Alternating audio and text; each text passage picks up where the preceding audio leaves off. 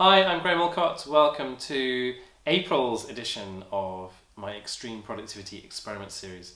This is a whole bunch of experiments I did back in 2013, and you'll find them all on the YouTube channel. And the idea now is to reflect on what I did, and also just to give you an update on some of the things I've done since 2013's experiments, how that's kind of influenced the way that I work now. So pay attention. The idea of this was to really think about our attention and focus as what it is, which is the most precious resource that we have. Time and time management, this whole sort of concept, I don't think you can manage time. Everyone has the same number of hours in the day, but we actually have very, very different levels of attention. So you can develop focus and attention as a muscle.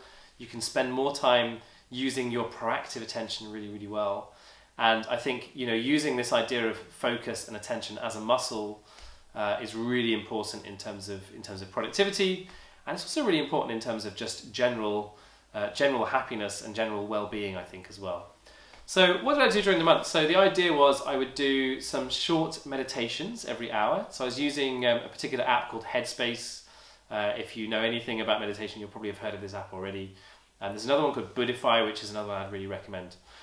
So just doing a thing on there, they have a little thing called Take 10. So I was just using the Take 10 activities, doing that once an hour, doing that for the first 10 minutes of the hour, and then for the rest of the hour just doing my normal work. But just making sure I had this regular meditation point through the day. And then for a couple of weeks I did it slightly longer, so I was doing like a half an hour meditation at the beginning of the morning, and then using that to set me up for the rest of the morning. And surprise, surprise, what I found was that during that 10 minutes of meditation, and just really using that well and doing the Headspace Take 10, really set me up for the next 50 minutes. During that 50 minutes, the rest of the hour, I was totally not distracted. I was totally not looking on Facebook all the time, not seeing stuff on the internet and going, oh, what's that exciting new thing, running away with myself with new ideas.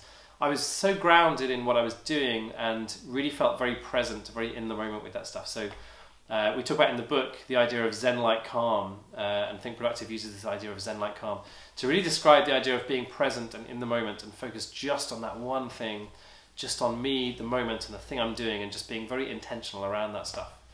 And I think it's one of those things that for a lot of people becomes the holy grail, because they're just surrounded by email and distractions and all this kind of stuff, and they don't have necessarily a high level of developed focus.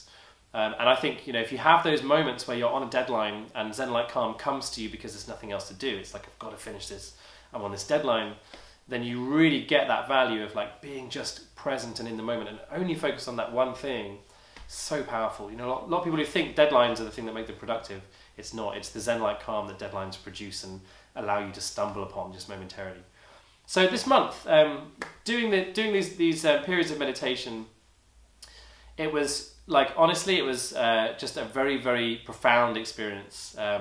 I spent most of the month just feeling really connected with the work that I was doing, really in the moment, really much less anxious than I would be usually, and just much less distracted. And I knew that I was going to prove the hypothesis, but I was probably quite surprised by just how powerfully I was able to prove the hypothesis, if that makes sense. So that was probably the main kind of lesson from the month. And I would say that, really the takeaway for me is that focus is a muscle. Focus is something that you can develop. Being present, being in the moment. These are not just kind of hippie words and phrases. This really is a very different way of working to the kind of scatterbrain, distracted, sort of hyper-connected way that we tend to work. And being in the moment, being present, being grounded, really does reduce the number of distractions that you face. So those are the big takeaways. The thing that often distracts us the most is our own brains. So in particular, thinking about the relationship between meditation and what's known as the lizard brain. So the part of your brain that gives you all this anxiety, and the part of your brain which is saying, don't stand out, don't try and do anything that's daring, just blend in and focus on safety, is often the part of our brain that really hijacks the best ideas, the best creativity, and the stuff that's really going to get us to a position of productivity and strength much more quickly. So the lizard brain hijacks that stuff, and meditation's really great for recognizing that, because what happens is, as you're meditating, you have a thought and you have those lizard brain thoughts just popping into your head. And once you're really focused on, you just focus on your breathing usually with meditation. And what happens as a result of that, when you have those kind of anxious, crazy thoughts from the back of your head, from your lizard brain, you just really start to notice them. And it's not that they don't exist anymore, it's just that you go, okay, now I see where that's coming from. So it just really helps, personally it helps me to manage my lizard brain much more effectively, to just be much more aware of where some of those anxieties are coming from and how irrational they are and how you can actually start to deal with them. So that was just a really nice sort of side effect really of doing the meditation, or actually probably not a side effect, just actually a real effect of it, was just this notion of being able to quieten the lizard brain down, not necessarily silencing it completely, because I think that would be probably impossible, but just recognizing and being able to quieten some of those lizard brain thoughts. Really, really useful. So what's happened since? We tend to do the Take 10 meditation in the office every day. We noticed there was one particular period in the office where it just got a bit stressful, and it was like, okay, what can we do here that's going to help the team to just feel less stressed? So we just have that now as part of what we do. It's part of the culture of Think Productive, is we do the Take 10 meditation in the morning before we do our daily huddle. So this kind of little thing, where everyone takes 10 minutes, does the meditation, and then we group together, collaborate together, connect together. I'm often doing that on the phone because I tend to spend the mornings working from home. But again, I'll do my little 10-minute thing. And it just gives me that sort of habitual sense of, okay, if I can do my 10-minute meditation, then it sort of encourages me to see the benefit of that. It's a bit like when you're going to the gym regularly, you want to go to the gym more. Or when you're running, you want to run regularly.